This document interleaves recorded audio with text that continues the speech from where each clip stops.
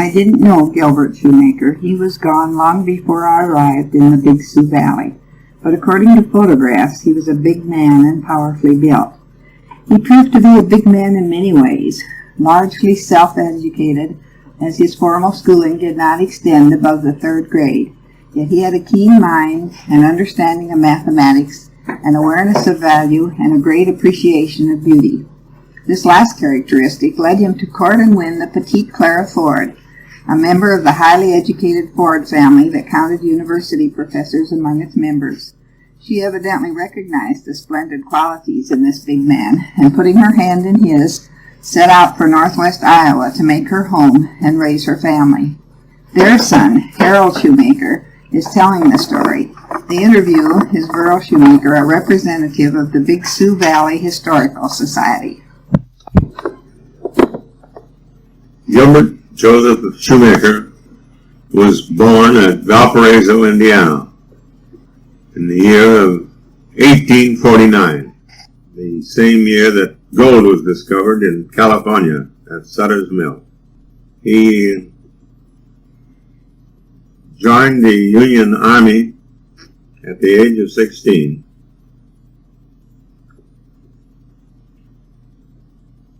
And after being... Was he in a big battle? Yes, he served under General Thomas of the Union Army, who was located along the Mississippi River.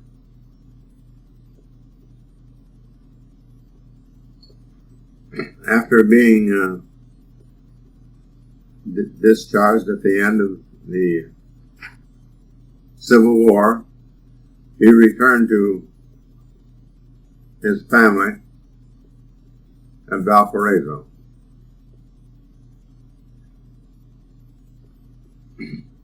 Soon after,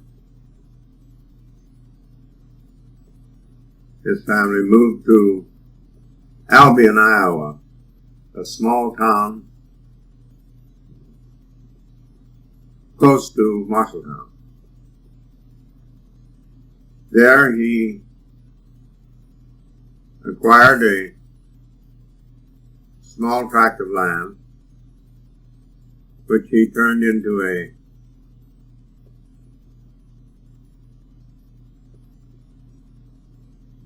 fruit farm.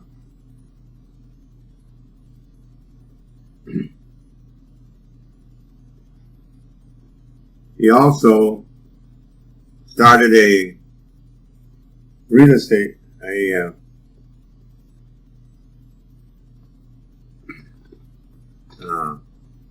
general store, which he operated for several years.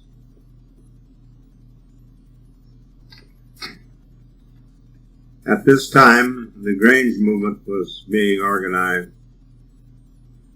in this locality, and many of his customers were members of the Grange,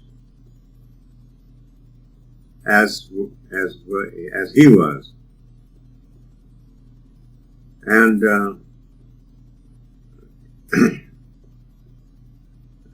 the organization wanted to have their own store, so they offered him a very nice price for his business if he would sell it to them.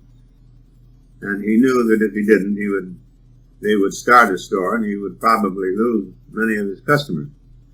So he sold the store to the Grange organization.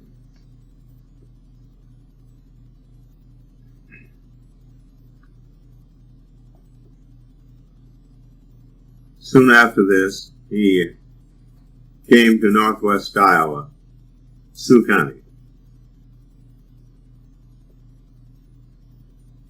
The location of the town being Hawarden.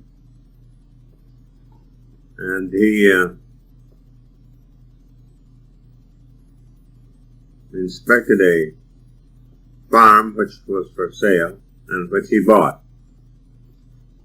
later, turning his little land holding in on the deal and paying for the half section $12 an acre. This was not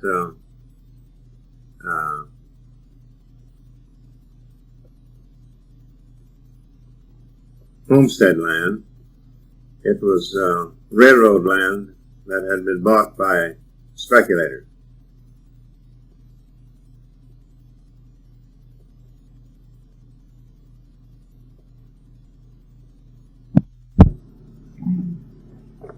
Took out the prairie, which was all native sod, and proceeded to farm the land, and he put out a big orchard and many evergreen trees. I'm curious about how they broke out the land. They broke out the land with a walking plow, which was pulled by 3 horses, and this was called a breaking plow. Is it different from an ordinary plow? There were no seats on it. It was all walking, and they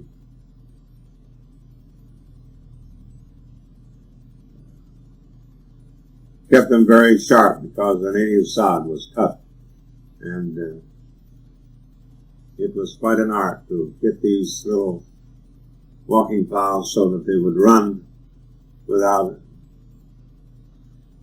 having to guide them too much. I suppose there was long grass on it then, huh? Yes. Yes, it was good fertility. What kind of horses did he have? They had small horses at the beginning. They were not very powerful, and it took 3 on a 12-inch walking plow. So What do you mean a 12-inch? 12? The lay, cutting lay was 12 inches. Did that make a 12-inch roll? Yeah, no, it turned over a 12-inch strip of sod. I see. Mm-hmm. Today, they plow with tractor plows that pull from 5 to 10, 8, 16-inch plow. So the beginning was quite primitive. How much land did he till that first year? How much land did they break out? You don't know that? No. It'd be interesting to know how much of his farm he got under They the got plow. 80 acres plowed Oh. the first year. Mm-hmm. And it was quite a job to get the sod worked down so it was able to cultivate. Mm-hmm. How did he decide where to put his house? Well,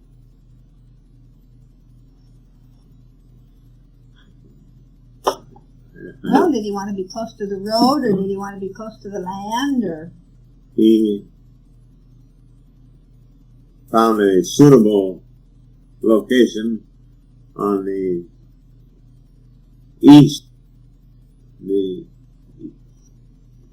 central east part of the half section. And it was close to the road. A very good location. Did he build a whole house or just a little shelter at first? He built just a shelter at first. And then later built on as the needs became necessary. Mm-hmm.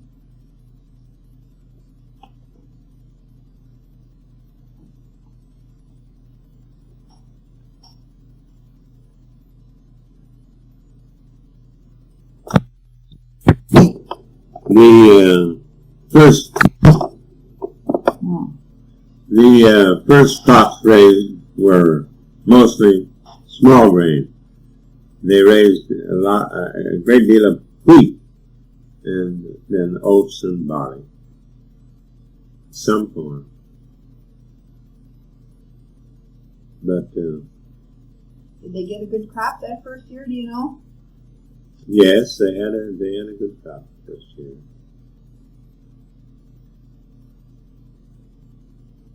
Did your mother like it here? My mother found the strong south winds very disagreeable.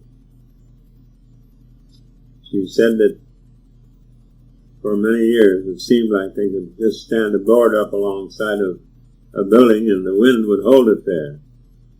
And I guess it probably got tiresome. But they survived, and they lived here until they died.